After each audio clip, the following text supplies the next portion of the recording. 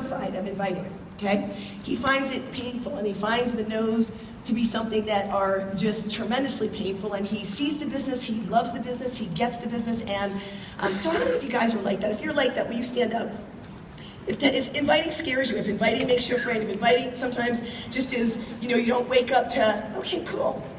So I want to give you a different perspective. Here's what happened with my brother. A couple of years ago, he called me about an investment. He said, Artemis, I was just at a party and I ran into a college buddy of mine that told me about a company that's about to go public, kind of privately. Only investors can be people that if you know someone.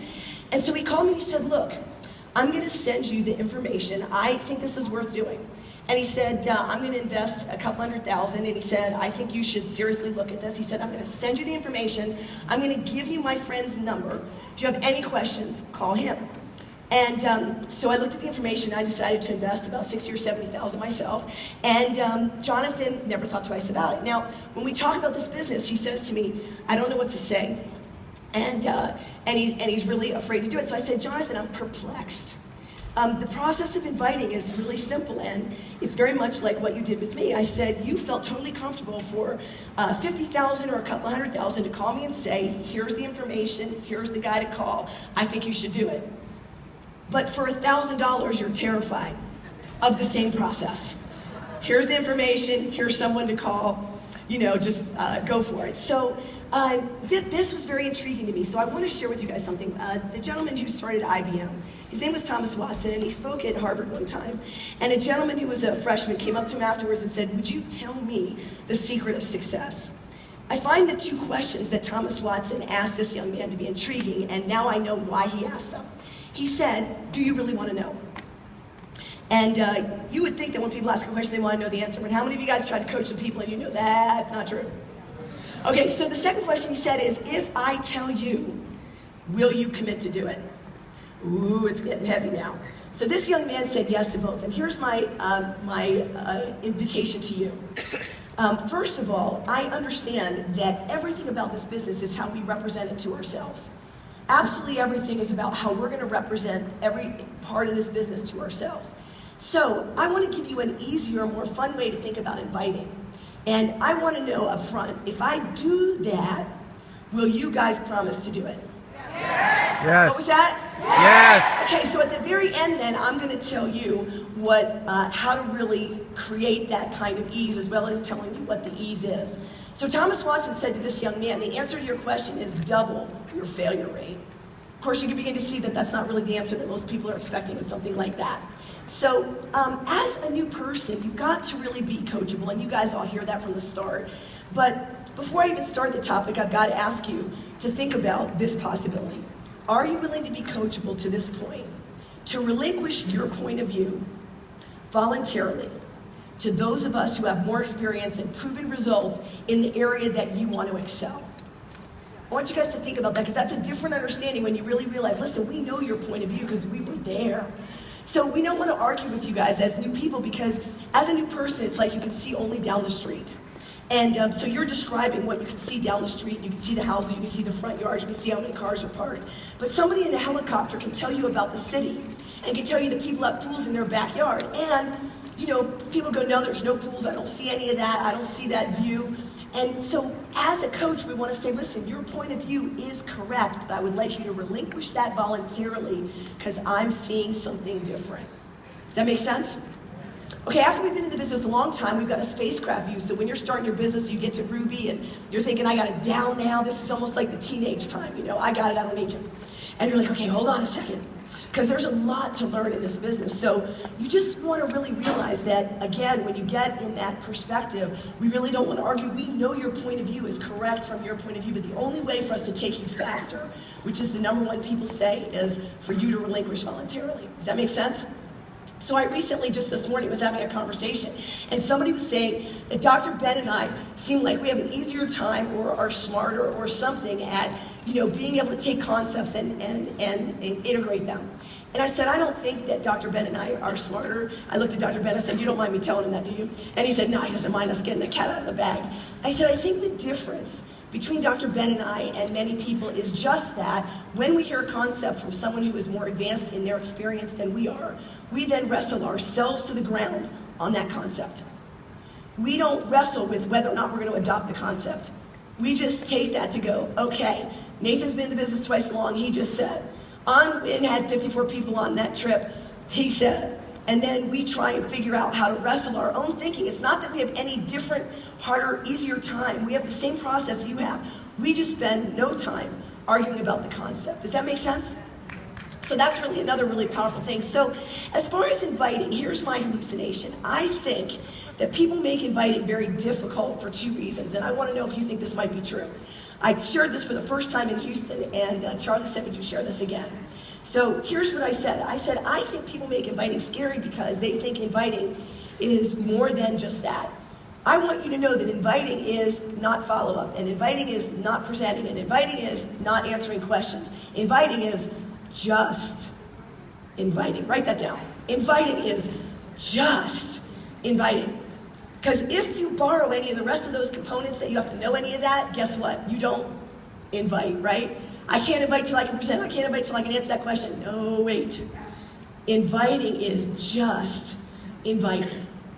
Got it? Now here's why I think we do that, and I want you to know and see if this is true. I think the reason why we don't adopt that simplicity is because as a new person, you want to be in charge, you want to look good, you want to remain in control, and control in many people's minds is information. True, not true? You think that might be true? I think that might be true. So one of the biggest things that I want you to know is that the system that we are sharing with you bears most of the burden of the growth of the business. It's in the system, so many of us have to give up our loner tendencies to team strategies. What do you think? Okay, giving up your loner tendencies. So I have a favorite movie, and as I've been thinking about inviting, this scene in this movie kept going through my mind, and that was this. How many of you guys have seen the movie Dave? I love that movie, and there's this short scene that just made me laugh my head off. And the woman is giving the tour of the White House, and there's all this hustle and bustle and all these other things going on. And so she's in the entryway with a group of people, and she's saying, and here's the entryway of the White House where there's, the grand entrance and the waiting room and whatever. And then she says, and we're walking, and we're walking, and we're walking. And then she says, and so here is the China room where every president gets to choose their pattern of China. And we're walking, and we're walking, and we're walking. And she's talking about another room, and then she goes, oh, there's Bob Dole, and we're walking, and we're walking, and we're walking. So she doesn't stop in any particular thing. She just keeps moving people through the process. And what I want to say about inviting is, you and I are trusted advisors. And we are giving people a chance to think about what they're doing and what we're doing. And take a good view, and you've noticed that a lot of people who have come up on the stage who have said, initially I would have said no, or I did say no, but somebody came back and said, you deserve to look at this and really know what you're saying no to. How many times did that get shared this morning? At least 3 or 4, right? So the fun of inviting is, when you think about it with that kind of ease, is that there is no worry about the questions that you have to answer for people, because that's not your part. Your part is just saying, let me take you, as if I'm taking you on the most beautiful tour of your dream house. And you're showing them the living room, and you're talking about, what that's like when you bring people and talk to them about this company. This is a group of professionals who are collaborating in an extremely unusual way. Would you agree? And they are therefore creating extraordinary financial results. True? And there aren't very many places in the business world that are that exciting. True?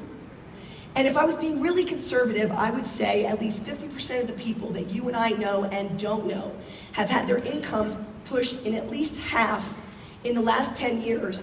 And most of them have no chance of recovering it in their primary industry. Would you say that that's true? So when I think about inviting, just as inviting, in fact, Jess is here because I said to him, he was sharing that he's been thinking about the next step in his life, and I said to him, if you're considering that, I want to open up a door that I believe you should absolutely review along with whatever else you're thinking. He became a 1-month executive. He's got 6 people on his team here, and they plan on being Ruby in time for the Jackson Hole thing. And so the reality of the business hit him when he came to the December fly-in.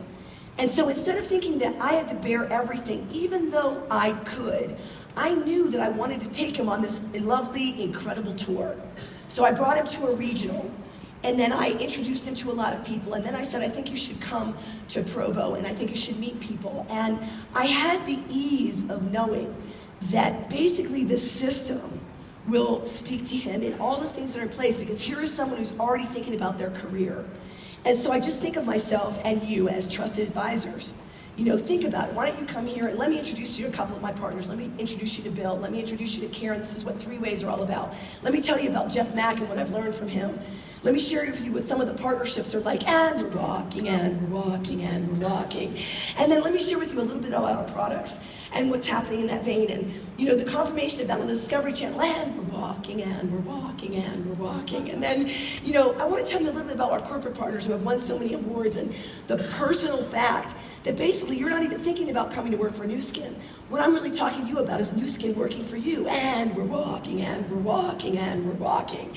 And, you know, then I want to get together with you, and I want to find out a little bit about what you're, you know, what you're thinking and where you really wanted to go, and why are you open right now? What kinds of things were you thinking about? And we're walking, and we're walking, and we're walking, and just kind of matching with what they were thinking about already with what we do here. And we're walking, and we're walking, and how many of you guys are starting to breathe a little easier? Now, the fun thing about the fact that, of course, people have questions, right? But this is an interesting thing. People often think teamwork is only while you don't know what you're doing. How many times have you had somebody new, or if you're new, have you thought this? I can't wait until I don't need you or don't need to bother you. Like, that's the place of arrival. How many of you guys have thought that or had someone tell you that? You know, like, arrival is when I don't need you anymore. And only a new person would say that, because we don't work together as a team because we don't know what we're doing. We work together as a team because this is a team sport. Now, yeah, it's definitely a team sport. The only time anybody would ever think of working alone is when you're new. Trust me, as team elites, we don't even try or think about that, because the business is all about teamwork. So it'd be like trying to play football by yourself. And once you understand it's a team sport, then you realize why experts do what they do and how new people get trained. Like when someone is drafted into a new team in the NFL, they are, you know, they would love to know the culture really well, but they don't. Is that true? They don't know all of that. So what we want to be doing when we come in is to realize, listen, at the beginning, I'm an apprentice, and I want to study really well, but I want to understand that my partners are working with me in such a way that basically if I relax into the team and I understand this, people who I'm inviting don't even know how new I am. Does that make sense? How many of you guys are volleyball players? How many of you guys have seen professional volleyball or even on the Olympics seen that? And the basic premise in volleyball is bump, set, and point, right? And they don't do that because they can't hit the ball right over. I mean, anybody who's a professional volleyball player can hit the ball immediately over, but why don't they? Why don't they hit the ball right over? Because when the ball comes over, the first person's job is to bump, and that slows the ball down, right? Then the next person's job, they've got more control. Their job is to set the person who is then going to look at what's going on the other side and create the point or a difficult play for the people to play it back, right? And so as a person, this is where 3 ways come in. This is where your one-on-one moves into a weekly meeting, moves into other things. If you think always in terms of bump, set, point, and realize that in professional volleyball, people move around, so you're never playing the same position. Is that right as well? Right? So it's not like you're always just bumping. You will learn every position, and at different times, your teammates will use you for different parts of it. But once again, in order to be an easy, relaxed inviter, you have to understand for yourself that this is not presenting, not answering questions, not follow-up. So here's my other thing. I've often said to people, if I think inviting is a $15 an hour job. But if I said to you, listen, most people would only pay $15 an hour. I want you to call these people, ask this question. Anybody who says yes, put them on the phone with me. But if I said, listen, this normally only pays $15, $20, but I want to pay you $100 an hour. Call these people, ask them this question, and anybody who says yes, put them on the phone with me. Right? A lot of people have said to me when they come to business, oh, please use me that way. I'm like, oh my gosh, for $20 to $100, you would do this, but for millions of dollars, you won't? You guys are just like my brother, right? Like somehow there is a difference. And remember I said to you that the entire thing here is about how I and you represent this to ourselves. It's as easy or difficult as the way we see it. And part of being coachable and part of this whole idea of coming here to Success Summit and Fly-ins is those of us who are experienced have learned how to represent it to ourselves, so we learn to love the business. And we want to give that to you so you can start off loving the business. Does that make sense? So I know for myself, when I started out inviting, I was nervous. Even though I've been in sales and other things, I was very nervous and I was not good. And I went to an 8-month period of time my first year without one callback. And I remember thinking, man, I hate this business. I hate this business. I hate this business. I never said it out loud. I would just say it to myself. And then once in a while, I would say it to my spouse. And one day when I was working by myself, I was getting up to go to the bathroom. I said, oh, I hate this business. And I thought to myself, I'm working for myself. I need to fire that girl and get a new boss because I'm not liking how she's driving me. I'm not liking what she's saying to me. Nothing about the way she's looking at this is fun. And what's the thing that people have said here? If it's not fun, don't do it, right? I used to cry and you say to me, Artemis, if it's not fun, you're not doing it right. And I was like, I know. Privately, and then I get on the phone because I understood the work ethic, but I didn't understand how to keep it simple and how to really trust in relaxing. So this business really is a lot like tofu. It has no flavor except for the flavor you give it. Okay?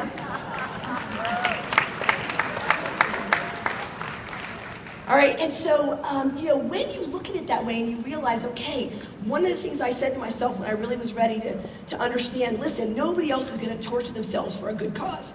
Oh, I hate this business, but, I'm going to make a lot of money, so we're doing it anyway. I'm like, how duplicatable is that? So not. So I realized one of the things that I got really clean with myself about is, look, I don't ever coach people the way I coach myself. Are you like that? I don't ever coach other people like that. So I said to myself, if I cannot say this from the stage or coach someone personally, I'm going to change it because this is a business of duplication. It's not a business of being two-faced. Here's what I say to you, but here's what I do. It's about congruence. And as you get more congruent, not even as how you get good, how you get more congruent is what really draws people to you. Does that make sense? So when you're inviting someone, I think the most important thing that someone we're talking to wants to feel from us is being met. And when we're really busy thinking, I gotta know all the facts, I gotta know all the figures, I need to tell you all this stuff, they don't feel met, they feel talked at, not met. Whereas when you relax and say, listen, my partners, I don't want you to know all the facts. I want you to know who does. And if you're connected to anybody in partnership, then you have access to everything you need. And once you relax into that, you're like, okay, cool. If I need product support, if I need my upline, all the answers are there. I don't need to know the answers. I will learn them over time. But to be a great inviter, I have to be totally interested in you and in walking you through a possibility that may or may not be for you. But the rest of what you need, I'm like, that's awesome. I'm going to introduce you to my partner, Jeff Mack, for that. Or I'm going to introduce you to Carla because of that question. Or I'm going to introduce you to so that you can relax. Does that make sense? Okay, so there's two last things that I want to share with you. You guys said if I told you how to look at it differently and I told you how to get good, you guys would do it. Is that right? Yes. Okay, so have I given you an easier, more relaxed perspective about inviting when you separate it from everything else? That honestly, there's no reason why you and I can't invite once we relax into, and we're walking, right? Have I done it? Yes. Okay, so now I want to tell you how to get good. And you already committed to do it, is that right? Okay, so after I'd been in the business about a year and a half, a friend of mine who had a huge Jeep with those wheels that are taller than you are, invited me to, after a month of rain in Dallas, invited me to drive this Jeep in the mud. And he didn't tell me what he was doing when he came and got me. He just came and got me and said, come with me. And then he took me to the corner of this big field of mud. I mean, like, it was probably a mile all the way around where you could go what I had no idea about called mudding. And so he told me to get in the driver's seat. And he said, Artemis, no matter what happens, keep your foot on the gas. And I said, okay. And he said, seriously, I don't care what happens, whatever, keep your foot on the gas. I was like, I got it, okay. I mean, it didn't look like it was gonna be that hard. So he said, keep your foot on the gas. I said, okay. So he said, I'm serious, no matter what happens. And I'm like, well, I'm thinking to myself, well, I got it, right? It didn't look that hard. Okay, so we get in and I start driving and oh my God, the mud is like feet deep. And the Jeep starts going like this right away. And I start going, oh my God, okay. He says, keep your foot on the gas. I'm like, okay, all right. And the Jeep starts tipping and I go, lean, I was talking just like that. He's laughing. And he goes, just keep your foot on the gas, Artemis, keep your foot on the gas. We go up this hill and I can't see anything. I'm like, I can't see anything. And he goes, keep your foot on the gas, but I can't see anything. Keep your foot on the gas, can't see anything. Oh, we came over the top. Oh my God, I keep your foot on the gas. Artemis, I'm like, okay, all right, we're going. We start to go over toward this edge where I'm sure we're gonna go off this little cliff that's over there. We're gonna go off this cliff right here. He goes, just keep your foot on the gas, keep your foot on the gas. We go all the way around and he is just continuously saying, keep your foot on the gas. We get back and there's these men who are stuck in the mud. And they had the audacity to say to me, you let her drive? I said, I'm not even the one stuck in the mud. Now, this is a business of duplication. So I went right home and I picked up my friend of mine who's in the business. And I said, you gotta come with us. And she said, where? And I said, doesn't matter, come with us. And I put her in the driver's seat. And what did I say? Keep your foot on the gas. And I said, no matter what happens. She said, why? And I said, just keep your foot on the... So we got going and within 10 seconds, she had tears popping out of her eyes like a cartoon. I never saw that before. Usually I've seen it run down your cheek. She was just like so, and I said, keep your foot on the gas, fellas, keep your foot on the gas. She went all the way around, keep your foot on the gas. She's like, can't see anything, keep your foot on the gas. She got stuck and she was afraid that we were going off the cliff, keep your foot on the gas. She got all the way around to those guys who were stuck. And then looked at my male friend and said, 2 of them? You let 2 girls drive? And we were like, we're still not stuck in the mud. Okay?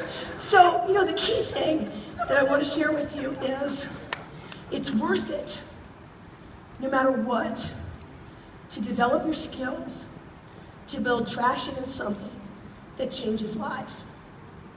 So, my first year, after a year, the gentleman who was at the top of the company wrote me a note when I was going to take my first vacation.